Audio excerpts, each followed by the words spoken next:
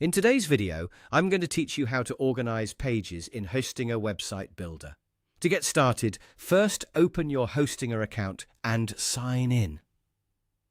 Once you're inside your dashboard, look for the website you want to work on. This is important if you manage more than one site, because you want to make sure you're editing the correct one before making any changes. After that, click on Website to access the site management area.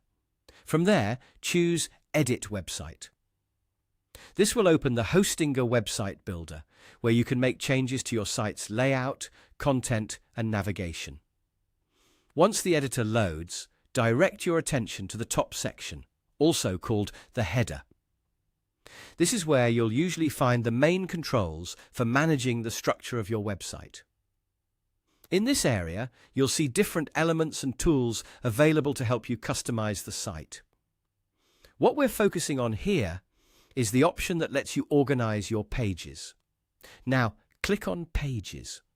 This will open the list of pages currently included on your website. Here, you'll be able to see how your pages are arranged in the navigation. This is especially useful if you want to change the order in which visitors see your pages in the menu, or if you want to create a cleaner and more logical structure for your site. To reorganize them, simply drag and drop a page into the specific position where you want it to appear.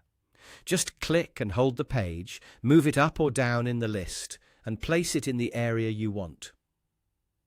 This process is very straightforward, and it gives you quick control over how your website navigation is presented.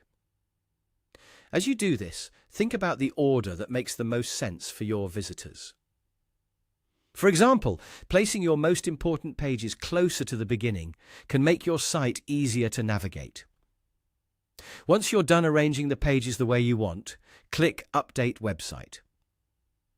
This will save and publish your changes so the new page order is reflected on your live site. And that's it. That's how to organize pages in Hostinger Website Builder. It's a simple change, but it can make a big difference in how professional and user-friendly your website feels.